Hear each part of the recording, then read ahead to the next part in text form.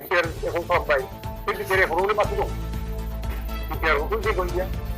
बे रायजोफ्राथ' मिथिबाय बिसोर बे बिटिआर एकाउन्टखौनो बिराद जोबनानै बुंनो लादोंमोन बे बिटिआर एकाउन्टआव जेबो गैया दा दिनै बिसोरसो फैसा खालामो दिनै जेरै बे एथ' गिदिर आन्दलन खालामनानै बिसोरो एफाबो माने बे माबाफोरखौ अक्ट'फोरखौ नों सारेन्डार खालामनानै नों मा लाबोगोन मा मोनगोन माने बर'फ्रा दिनै बेखौ कुइसन जाबाय दिनै नों मा लाबोगोन माने माबाया हाग्रामा गोयरारिया 60 लाबबाय नोंनि बिटिआर 60 ना बेखौ 60 लाबाखै बेखौ मा बिलाय माबे कनस्टिटिउसननि माबे धाराजों बे बिटिआरखौ एकाउन्ट खालामनाय जादों नाथ' खुरुमनाय दिना गैया खुलुमबाय ट्राइबेल माहारिनि लोगोसे बर' माहारिनि थाखाय थैस' थांस' गावनि देहा मोदोम जिउखौ बावसोमनानै खामानि मावगासिनो दं दावराव Dekhreb Narzary sir and his team Amar Singh Brahma sir and his team लोगोसे united tribal organisation of Assam all Assam tribal student union बिथांमोना खामानि मावगासिनो दं नाथाय बिथांमोननि सायाव दिनै बुजिया सोमजिया कमेन्ट्सनि गेजेरजों एसेबां नेहाथ लेथ्रा कमेन्ट हरनानै बिथांमोननि गोसोखौ मालाबा सिफायनारो जोंनि गेजेराव गोनो गोथो लाबोनारो नाथाय जों रायजो राजाफ्रा मिन्थिखागौ गोनो गोथो जाया आरो बिथां सारमोनाबो दिनै गोगोम गोरा खुन्थिया बादिखा बिथांमोनखौ लरेटबो सोमावनो हाया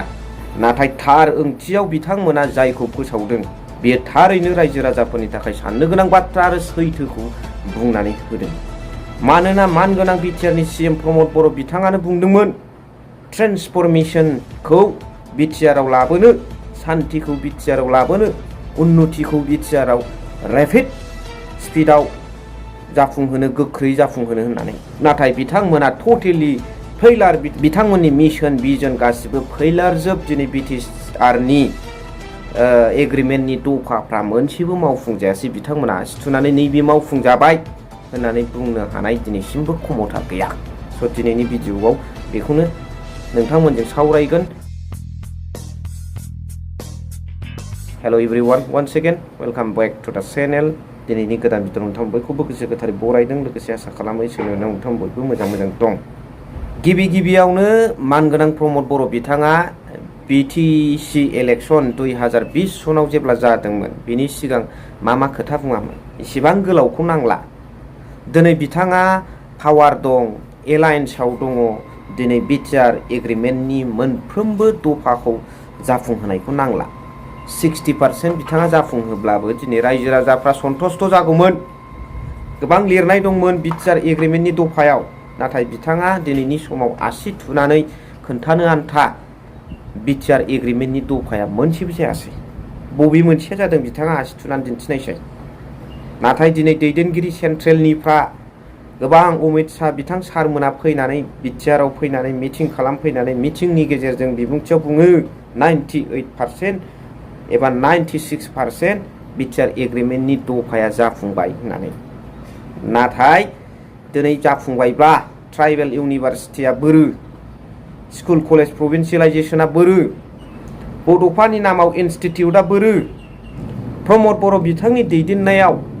एथ' गिदिर सुक्ति खालामबाय आरो दिनै दुलाराय बर' फरायसा आफादा मानो सोमावसारफिननो गोनां जाखो बेनि प्रश्ननि एन्सारा होदो प्रमद बर' नोंथाङा बुंदोंमोन बिटिआर ओनसोलखौ ट्रेन्समिशन खालामगोन गोख्रैयै जौगाहोगोन उन्नति खालामगोन होननानै नाथाय दिनैसिमबो जोङो जायगा थांनानै नुहैयो आरो ससियेल मिडियानि गेजेरजोंबो नुनो मोनो मटर गंसे खारजानोयै लामा दिनै प्रेगनेन्ट जानाय आइजोखौ लांनो थाखाय लामायानो सुबिदा गैया थेलाजों बोनानै लांनांदों बेनो जाबाय नोंथांनि प्रमद बर' सार नोंथांनि बे ट्रेन्समिशन सुइजारलेण्ड नोंथांनि बिटिआर जोंब्लं माब्लं बिटिआरा बेनो नाथाय बेफोरबादि खोथाखौ दिनै मानगोनां दावराव देख्रेब सार मानगोनां अमर सिंह ब्रह्म सार मानगोनां इउटिउनि आफादगिरि मानगोनां अल आसाम ट्राइबेल स्टुडेन्टनि आफादगिरि बिथांमोना बुङोब्ला गाज्रि कमेन्ट लेथ्रा कमेन्ट आरजाथारि कमेन्ट लिरनानै हरो सैथोखौ बुंथिनायावबो बेबादि गोबां सुबुंफ्रा हेंथा खालामो नङानाय नाथाय सैथोआ सैथोखा बेखौ जेसेबांखि दाबायनानै दोननो नाजाया मानो बेयो थुबसा ओंखारखायो दै खफ'खौ खोबथेनानै दै रुनाय बादि रुयोब्लाबो बियो हारसिं थुबसा थुबसा ओंखारखायो। दिनै बेबादिनो बिथांमोना सैथोखौ दिरुन दिनै बर' हारिया मा जालांनो नागिरदों, ट्राइबेलफ्रा मा जालांनो नागिरदों, बिनि हा हुआ मा जालांनो नागिरदों,